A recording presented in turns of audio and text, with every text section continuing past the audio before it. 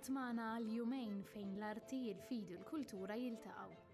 Waqt in-Notte Bjanka għex l-istorja fil-Palazz tal-Arċisqof fil-Belt. L-għada waqt ġenna ta' ġonna fil-Kurja tal-Arċisqof fil-Furjana għex il-ħidma tal-Knisja f'Malta.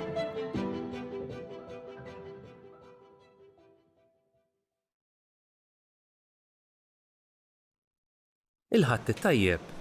Illum, l-1 ta' Ottubru, il-Jum Internazzjonali tal-Anzjani, nilqakom għal din il-quddiesa mill-Kappella Marija Omm il-Knisja f'Tamlit, il-Mosta. Imexxi l-quddiesa l-Isqof Awżiljarju Joseph Gallia Kurmi u jikkonċelebra Dun André Zaffarese, ir-rettur ta' din il-Knisja. Għal din l-okkażjoni ingħaqdu wkoll ma' din il-komunità qatt ta' anzjani minn San Vincenz de Paul.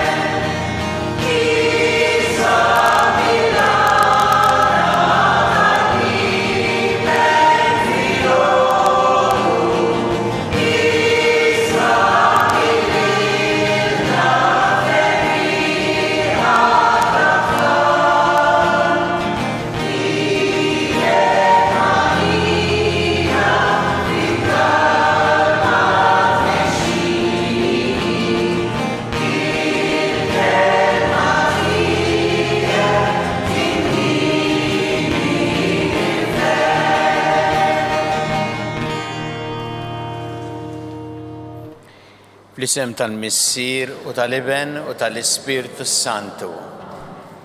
Il-paċi magħkom. Selmilkom il-koll hawnhekk qegħdin fil-Knisja dedikata lil Marija Omm il-Knisja fiż-żona ta' Tamlit il-Mosta. Insellem dawk kollha preżenti f'din il-Knisja mimlija kif ukoll dawk li qegħdin isegwuna fuq it-television jew midja soċjali. Llum hawn okkażjoni speċjali għaliex illum huwa l-Jum Internazzjonali dedikat lill-anzjani u hawn numru ta' anzjani hawnhekk minn diversi djar. Minn St. Vincent de Paul, il-Golden Care Home, St. Thomas Community Living, Dar Sawra, Dar San Giuseppe, Casa San Paolo Raħġdid, kif ukoll insellem il-Kap Eżekuttiv tal-Anzjanità Attiva u anke l-istess speaker li qiegħed magħna wkoll għal din il-quddiesa. Din il-quddiesa se nitolbu ħafna għal bżonnijiet tal-anzjani biex il-mulejja tihom l-għajnuna li għandhom bżonn ħalli jgħixu l-anzjanità kemm jista' jkun min jista' anzjanità attiva imma wkoll il dawk tolbu speċjalment ukoll għal dawk li għaddejjin minn żmien diffiċli ta' tbatija minħabba l-anzjanità jew minħabba l-mard tagħhom biex il-mulej ikun magħhom u jagħtihom l-għajnuna li jeħtieġu. Biex nistgħu niċċelebraw kif jixra' din il-quddiesa ħuti jew narfu ħtijietna u nitolbu maħfra tagħhom mill-Alla.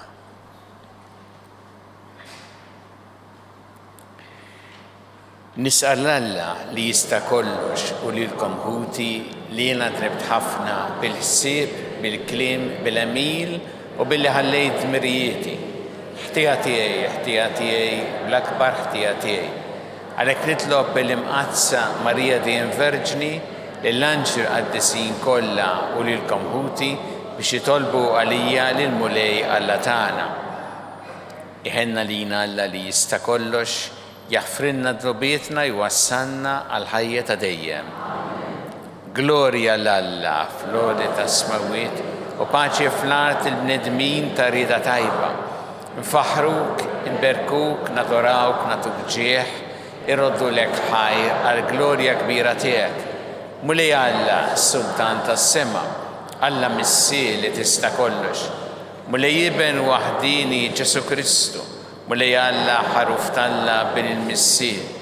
Inti tneħħi d-drubiet tad-dinja ħenna lina, inti tneħħi d-drubiet tad-dinja ilqa tal-btana. Inti li qiegħed fuq il-lemmin tal-Missier ħenna lina, għaliex inti waħdek qaddis, inti waħdek mulej, inti waħdek il-għoli Ġesu Kristu mal-Ispirtu Santu fil-glorja tal-Missier Alla. Amen. Nitolbu. Nixtieq ukoll hawnhekk insellem il-Fader André Saffarese li huwa r-rettur ta' din iż-żona u nirringrazzjawh anke tal-li laqana hawnhekk f'din iż-żona ħalli tkun tassew ċelebrazzjoni sabiħa. U Alla int tatina l-aqwa xhieda tas-seta tiegħek bla tarf billi taħfrinna u tħenna lina. Xerred dejjem fuqna l-grazzja tiegħek biex inħaffu fit-triq tal-wedid tiegħek u tatina sem mill-ġid tas-sema. Bibnek Ġesu Kristu Sidna li huwa Alla u miegħek jgħixu jsaltam fl-imkien mal-Ispirtu Santu għal dejjem ta' dejjem.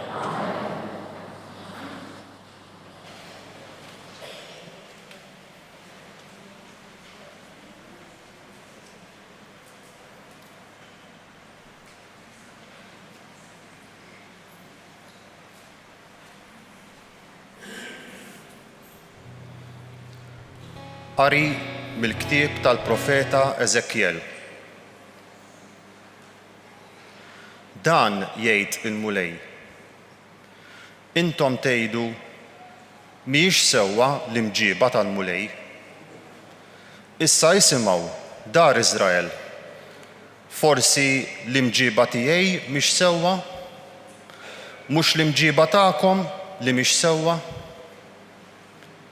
Jekk wieħed ġust jitbiet mill-ġustizzja tiegħu u jagħmel il-ħażen u jmut minħabba dan, minħabba ħżunitu ikun miet. Imma jekk il-midneb jerġa' lura mid-dnub li jkun għamel u jagħmel il-ħaqq u l-ġustizzja u isalva ruħu għax ikun intebaħ u reġa' lura mid-dnubiet kollha li jkun għamel u jibqa' ħaj u ma jmutx. Il-kelma tal-mulej. Roddu ħajr lill-Alla. Ngħidu flimkien, ftakar fil-ħniena u t-tieba tiegħek, mulej. Ftakar fil-ħniena u t-tieba tiegħek, mulej. Triqatek, mulej, għarrafni. Il-modijiet tiegħek għallimni. Mexxini fis-sewwa tiegħek u għallimni għax int Alla tas-salvazzjoni tiegħi. Għalik nixxennaq il-jum kollu. Flimkien, ftakar fil-ħniena u t-tieba tiegħek, mulej. Ftakar fil-ħniena u fit-tieba tiegħek għax huma minn dejjem, mulej. Tiftakarx fil-ħtijiet u fid-dnubiet ta' żożiti. Inti tajjeb, mulej, ftakar fija skont it-tieba tiegħek. Flimkien, ftakar fit-tieba u l-ħliena tiegħek mulej. Tajjeb u sewwa l-mulej, għalhekk juri triqtu lil-ħatja, imexxi l-imsejkna fis-sewwa, jgħallem lill-fqajrin it-triq tiegħu. Flimkien, ftakar fil-ħliena u fit-tieba tiegħek mulej.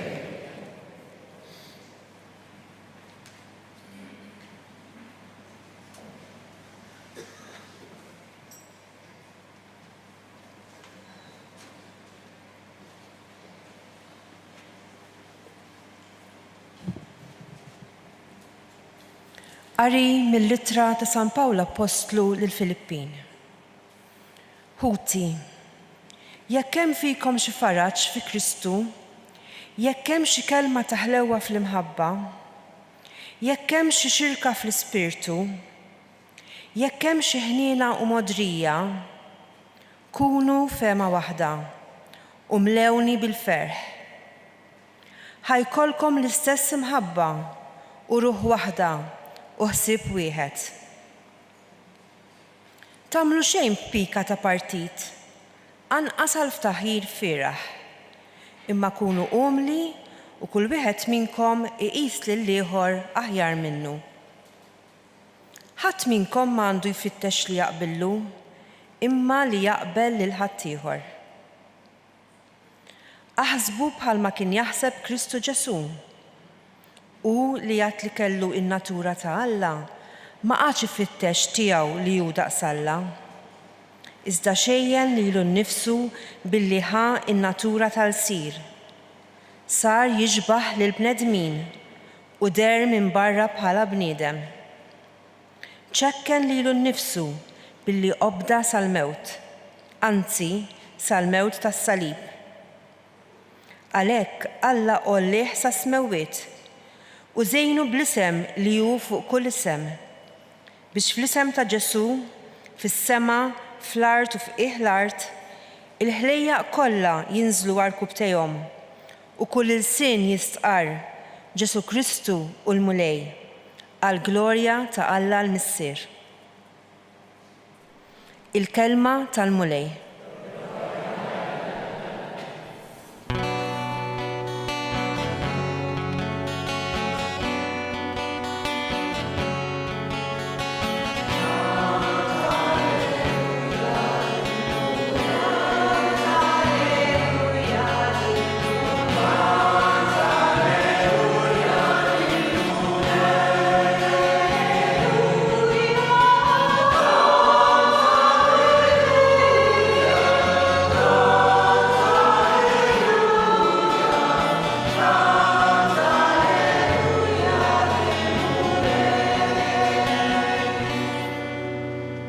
In-naċ tiegħi jisimgħu leħni u jien narafhom u huma jimxu warajja.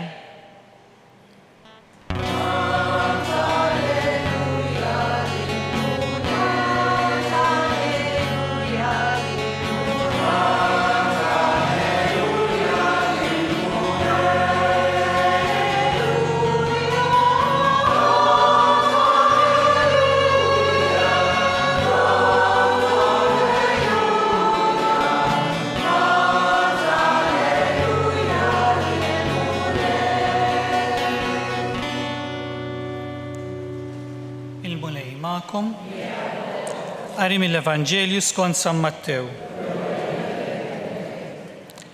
F'dak iż-żmien Ġesu qal lill-qassisin il-kbar u lix-xjūħ tal-poplu: Intom x'jidrilkom? Kien hemm raġel li kellu żewġ ulied, resaq fuq il-kbir u qallu: Ibni, illum mur aħdem il-għalqa ta' dwieli. U dak qallu ma rridx. Iżda mbagħad biddel il-fema u mar. Resaq fuq l-ieħor u qallu l-istess: Ara nisejjer sidi, għallu dan, u ma mar xejn. Min minnhom it-tnejn għamel ir-rieda tal-Missier? L-ewwel wieħed wieġbuh, u Ġesu qalilhom: Tassew ngħidilkom li l-pubblikani u n-nisa tat-triq deħlin qabilkom fis-saltna ta' Alla. Għax Ġwanni ġie għandkom miexi fit-triq tal-ġustizzja u intom ma emmintux, iżda l-pubblikani u n-nisa tat-triq emmnuh. U għalkemm intom rajtu dan kollu, bqajtu sal-aħħar ma biddiltux il-fema tagħkom u ma emmintux. Il-kelma tal-mulej.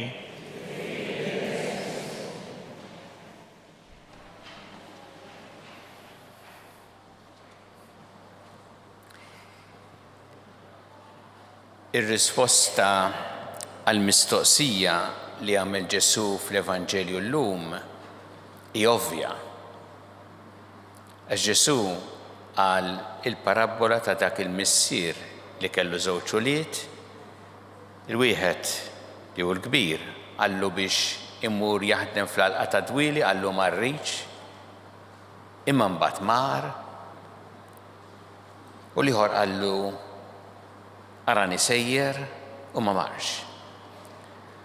U l-mistoqsija ta' Ġesu kienet min minnhom għamel li ried il-missier.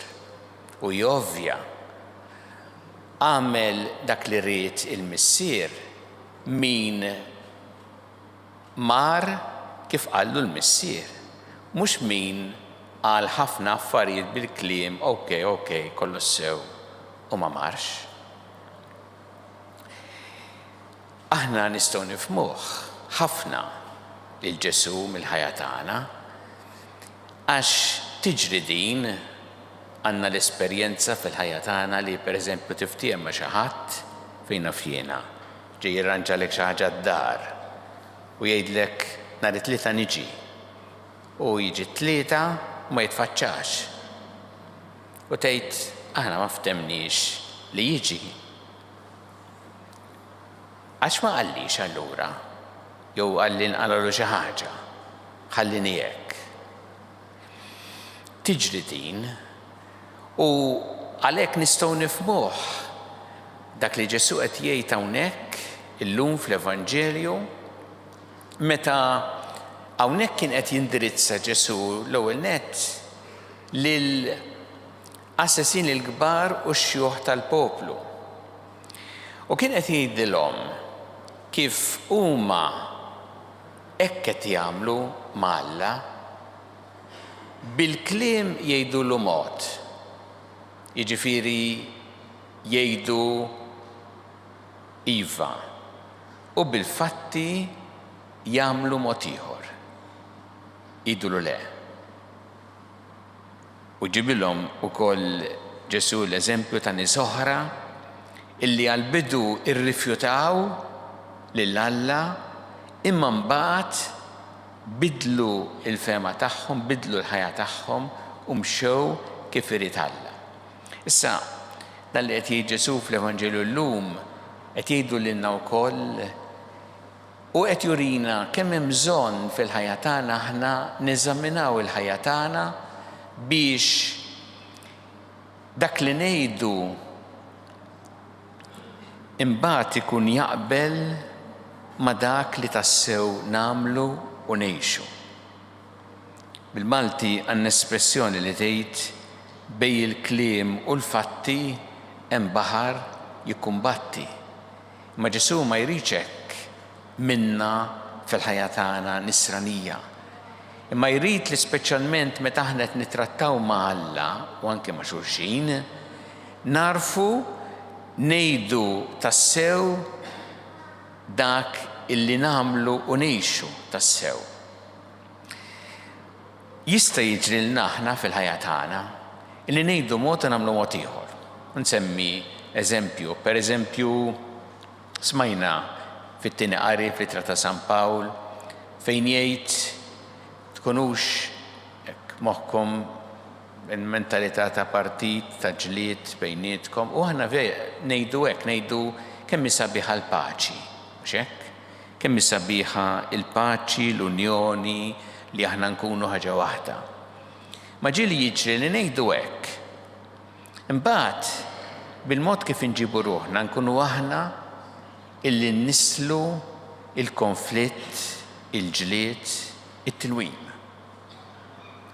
Ngħidu mod u nagħmlu mod ieħor. Ġieli jiġri anke pereżempju aħna fit-talba anke tal-missierna ngħidu aħfrinna bħalma aħna naħfru il-minu ħati għalina. Ma ġieli jiġri li ngħidu hekk fit-talba. Imbagħad ġewwa jkollna spiritu ta' vendikazzjoni jew ta' vendetta minn xi ħadd li jagħmlilna l-ħsara. Inkunu qegħdin ngħidu mod u nagħmlu mod ieħor. L-istess pereżempju aħna ngħidu l-onestà kemm hi sabiħa l-onestà. Ċekk, u hekk ngħidu aħna ma ġieli jiġri li mbagħad fil-ħajja tagħna inqabblu kif jaqbel. U allura ninsew dak li nkunu wedna il għaliex dak il-każ partikolari nistgħu anke nqarqu basta niksbu dak li rridu għalina. Allura nkunu qed ngħidu mod u nagħmlu mod ieħor. Li nitolbu li Ġesu huwa li aħna l-ħajja tagħna dejjem nagħmlu ħilitna biex ngħidu dak li hu sewwa u nagħmlu dak li hu sewwa. Issa aħna l-koll mnedmin jiġrilna li kultant niżbaljaw f'dan u għalhekk nitolbu maħfra l-Alla fil-bidu ta' kull quddiesa meta ngħidulu biex jaħfrilna dnubietna qabel ma nibdew niċċelebraw il-quddiesa. Imma ukoll narfu ħtijietna u nitolbuh biex nerġgħu naqbdu t-triq tajba meta niżbaljaw. U għalhekk Ġesu semma l-eżempju ta' dak wieħed mill-ulied illi l-ewwel qallu le imma mbagħad mar bidel femtu, ġifieri qed jgħid għandna nibdlu femna mill-ħażin għat-tajjeb. Għandna nagħmlu din il-bidla mill-ħażin għat-tajjeb. Imma Ġesu dejjem għamel differenza bejn meta aħna mitinbin narfu ħtijietna u nitolbu maħfra u meta niġġustifikaw ruħna fil-ħażen tagħna. Jiġifieri inkomplu nagħmlu hekk qisu dan l-istil tal-ħajja tagħna. U allura niġu dak li semma Ġesu ngħidu mod u nagħmlu mod ieħor. U mhux għax żbaljajna u tlabna maħfra le, imma għaliex hekk ngħixu l-ħajja tagħna. Hemm ikun l-iżball u għal dan qed jgħid Ġesu u għalhekk ġibet l-attenzjoni tal-mexxejja reliġjużi dak iż-żmien biex aħna fil-ħajja tagħna infittxu li ngħidu dak li hu sewwa imma nagħmlu wkoll dak li hu sewwa. U jkun hemm qbil bejn dak li ngħidu li nemmnu u dak li nagħmlu f'ħajjitna. Iju nitolbu l-Mulej il-grazzja llum ta' din il-konsistenza fil-emil tagħna, nitolbuh biex aħna fil-ħajja tagħna infittxu li nwieġbu iva ma mhux bil-kliem biss imma qabel xejn bil-fatti.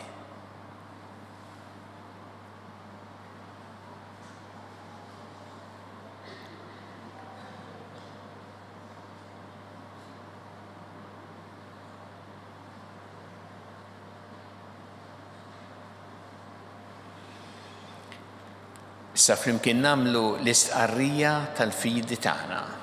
Jiena nemmen f'Alla wieħed il-missier li jista' kollox, li ħalaq is-sema u l-art, dak kollu li jidher u dak li ma jidhirx. F'Mulej wieħed Ġesu Kristu ibn waħdini ta' Alla, mnissel minn missier qabel kull żmien. Alla minn Alla, dawl minn dawl, Alla veru minn Alla veru. Mnissel mhux magħmul natura waħda mal-missier u bieħsar kollox. Niżel mis-smawiet għalina l-bnedmin u għal-fidwa tagħna u ħaġġisem bis-seta tal-Ispiritu Santu minn Marija Verġni u sar bniedem. Salbuh għalina bata tat Ponzju Pilatu mietu difnuh u fit-tielet jum qam minn bejn il-wiet skont il-kotba mqazza u tella s-sema u qiegħed fuq il-lemmin tal-missier u għandu jerġa' jiġi bi glorja biex jagħmel ħaq mill-ħajjin u mill-mejtin u s-sadna tiegħu ma jkollix tmiem. U fl-Ispiritu Santu Mulej li jagħti l-ħajja li ġej mill-missier u mill-iben li hu meqjum u weġġaħ flimkien mal-missier u mal-iben u li tkellem fom il-profeti u fil-Knisja waħda qaddisa Kattolika Apostolika nisqar ma' mudija waħda l-maħfra ta' dnubiet nistenna l-qawma mill-imwiet u l-ħajja ta' żmien li ġej. Amen. Iju issa nresqu it-talbiet tagħna lil Alla fiduċja kbira fl-imħabba tiegħu għalina. Kun mulej mal-Knisja tiegħek jiena biex tkompli x-xandar l-Evanġelu tiegħek il-ġnus kollha. Nitolbu. Għatina l-grazzja mulej li aħna dejjem infittxu li l-emil tagħna ikun jaqbel ma dak li trid inti. Nitolbu. Nitolbu illum fil-Jum Internazzjonali għall-Anzjani għall-Anzjani kollha. Nitolbu għal daw kollha li jistgħu jkunu attivi biex ikunu attivi fis-soċjetà u biex aħna l-koll narfu il-valur tas-sem tagħhom fis-soċjetà. Nitolbu mbagħad wkoll għal dawk li għaddejjin minn tbatija jew mill-mart biex il-mulejja tihom l-għajnuna li jeħtieġu u l-appoġġ li għandhom bżonn fil-ħajja tagħhom. Nitolbu. Nitolbu wkoll għal dawk kollha li jaħdmu mal-anzjani kemm fil-homes tagħhom, kemm anki fil-soċjetà Maltija, dak li qed jagħtu servizz hekk importanti. Nitolbu biex il-mulej dejjem jagħtihom l-erf, l-għaqal u anki l-għajnuna li għandhom bżonn f'dil ħidma tagħhom. Nitolbu. Nitolbu għal-morda fid-djar tagħhom fl-isptarijiet kemm Malta kif ukoll dawk qegħdin għall-kura barra minn Malta u nitolbu wkoll għal dawk li qed jagħtuhom l-għajnuna fil-mart tagħhom. Nitolbu. Nitolbu għall-membri kollha ta' din il-komunità hawnhekk fiż-żona ta' Mlit il-Mosta. Nitolbu biex il-mulej jkompli ibirek din il-komunità u jgħin din il-komunità biex tkun komunità ta' fidi, ta' tama, ta' mħabba. Nitolbu. Nitolbu għas-sinodu tal-isfijiet kif tafu l-Arċisqof issa qiegħed Ruma u se jkun hemmhekk għal dan ix-xahar kollu flimkien mal-Papa Franġisku ma' isfijiet mid-dinja kollha ma' nies oħra wkoll għal dan il-sinodu tal-isfijiet. Nitolbu biex tkun esperjenza tal-qawwa tal-Ispirtu Santu fil-Knisja li jkompli jmexxi dejjem il-Knisja fit-triq tajba. Nitolbu.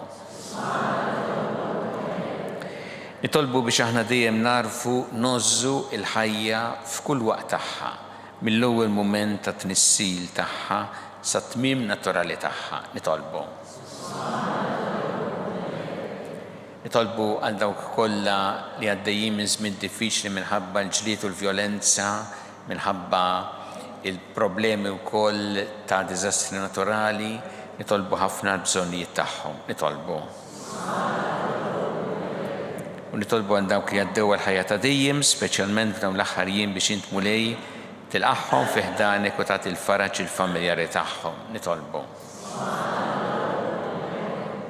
U li Alla tagħna l-talb li qed nagħmlulek illum u żommna dejjem f'imħabbtek bi Kristu Sidna.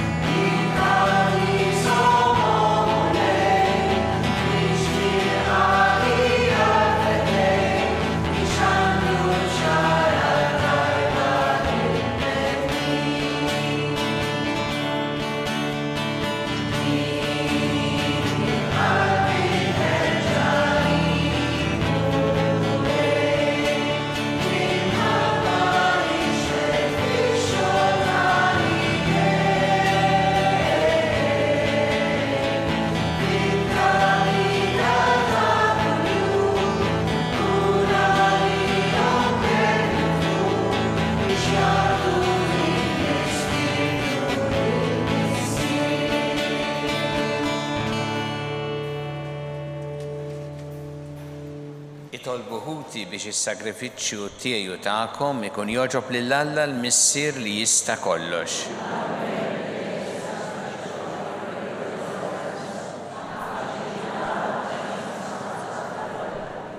u għall-ħanina mill din l-offerta tagħna tkun toġbok biex bis-saħħa tagħha tinfetħilna l-għajn ta' kull barka. Bi Kristu Sidna. Il-mulej ma'kom. Nerfgħu qlubna l-fuq. Nissu ħajl il-mulej Alla tagħna.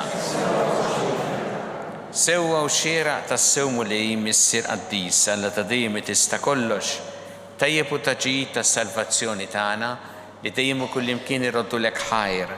Għax int fiħnina tiegħek hekk ħabbejt id-dinja li battinna li libnek il-waħdini biex jifdina u ridtu jsir bniedem bħalna f'kollox minn barra dnub biex hekk tħoffina dak li ħabbejt fih. Bl-ubidjenza tiegħu ksibna mill-ġdid id-doni li konna tlifna bid-diżubidjenza tagħna. Għalhekk mulej aħna wkoll mal-anġel qaddisin kollha tiegħek infaħruk u ferħ kbir intennulek. Qaddis, qaddis, qaddis.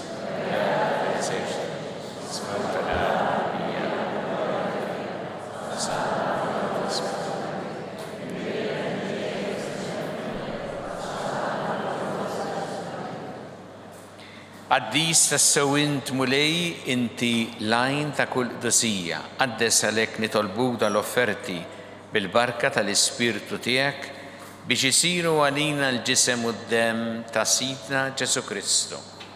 Li meta kien se jingħata biex minn rajh ibati ħal-ħobs rat il-ħajr qasam tali d-dixxipli tiegħu qal ħudu u kulu l-kol minn dan għax dan huwa ġismi li jingħata għalikom.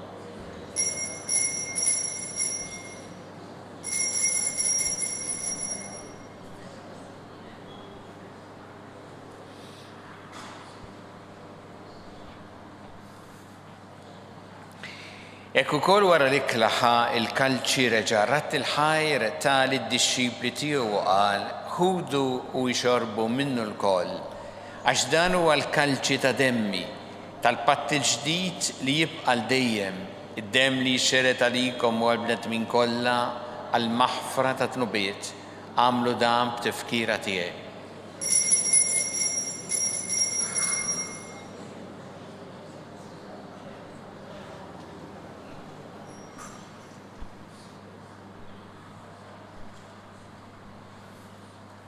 Dan hu il-misteru tal-fidi.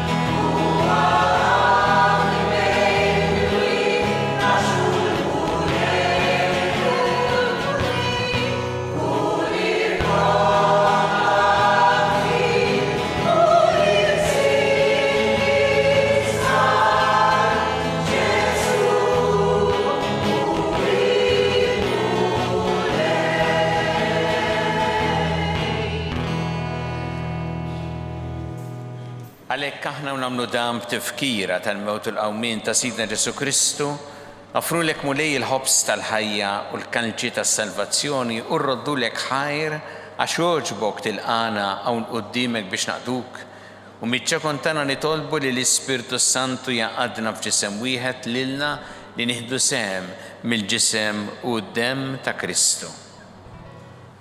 Ftakar mulej fil-Knisja tiegħek imxerda mad-dinja kollha wettaqa fl-imħabba flimkien mal-Papa Franġisku, mal-Arċisqof tagħna Charles, mal-Isqof Joseph li qed jgħinu u mal-Ministri tiegħek kollha. Ftakar ukoll f'ħutna li raqdu bit-tama tal-qawmien, ftakar fil-mejtin kollha. Daħħalhom quddiemek fid-dawl tas-seb tiegħek. Ħenna lina l-koll nitolbuk, għati lilna wkoll il-wirt tal-ħajja ta' dejjem, flimkien mal-Verġni Mqazzom, Malla Marija, ma' San Ġusepp, mal-Apostli qaddisin kollha li jgħixu fil-ħbiberija tiegħek sa mill-bidu tad-dinja. Għamel li magħhom infaħru kun sebħu Ġesu Kristu ibnek. Bi Kristu, ma' Kristu, fi Kristu.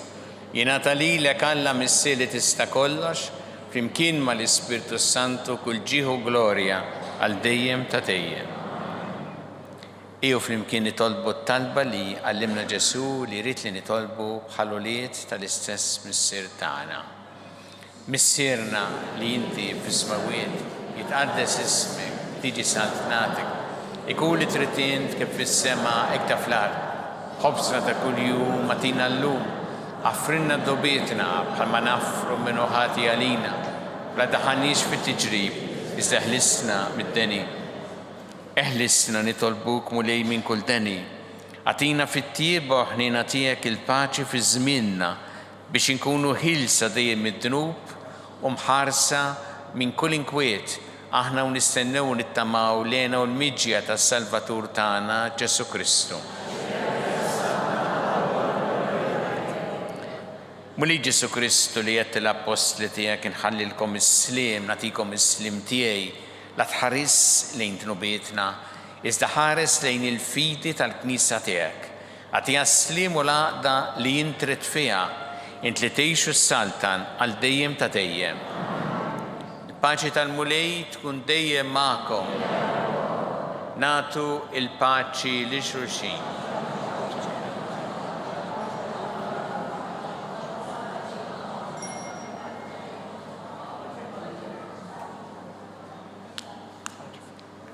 Ħaruf talla li tneħħi t-nubiet tad-dinja ħallina.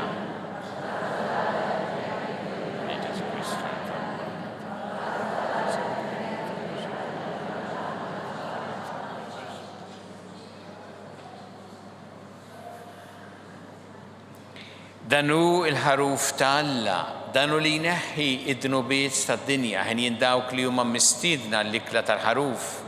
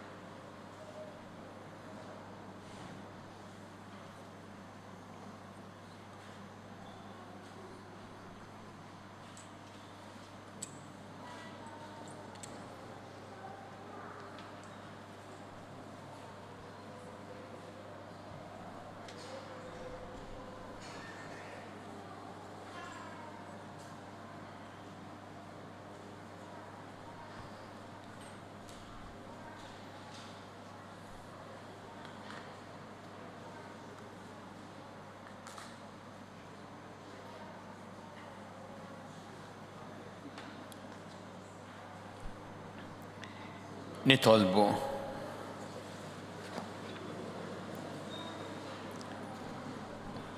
O Alla, nitolbuk li dan il-misteru tas-sema iġeddidna fir-ruħu l-ġisem biex kif nissieħbu ma' ibnek fid-batijietu aħna nxandru l-mewt tiegħu hekk ukoll niksbu fil-glorja l-wirt miegħu u li jgħixu jissaltan għal dejjem ta' dejjem. Fl-eruq ta' din qudiesa għandna din il-barka speċjali fl-okkażjoni tal-bidu wkoll tas-Sinodu f'Ruma u għalhekk għal kull talba minn dawn inwieġbu flimkien Amen. Alla missierna li ħafna drabi b'ħafna modi kellimna permezz tal-profeti imexxi lilkom u l-Knisja kollha fil-verità tal-kelma tiegħu u fl-arfin tar-rida tiegħu.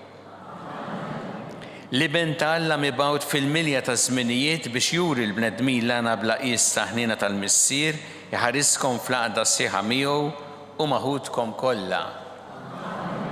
L-Ispirtu Santu iwassallilkom u l-Assembleja tas-Sinodu għall-arfin tas-sinjali ta' żminijiet biex il-waqt li tkun marbuta dejjem u f'kollox mar-rida ta' Alla issaħħu l-għaqda sieħa fil-ħajja tal-Knisja għax-xandir tal-Evanġelju.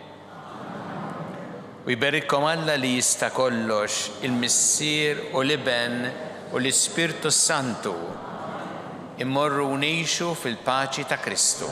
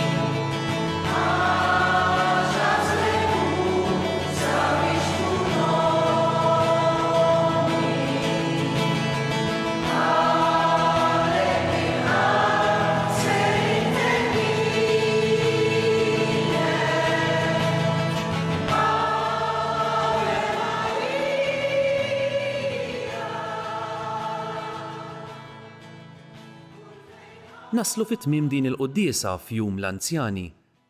Il-kappella ta' Mliet inbniet fl-1998 flimkien ma' ċentru pastorali viċin tagħha. F'dan iċ-ċentru jsiru sessjonijiet ta' katekeżi għat-tfal kif ukoll uħud mill-korsijiet tal-Istitut ta' Formazzjoni Pastorali għall-Adulti.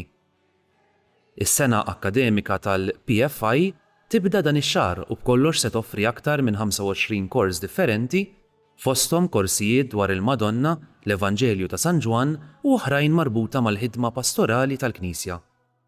Għal aktar tarif dwar il-korsijiet żur is-sit pfi.edu.mt jew ibgħat fuq info@pfi.edu.mt. Grazzi tal-inaqadtu magħna. Nawguralkom il-kumplament tal-ħadd it-tajjeb.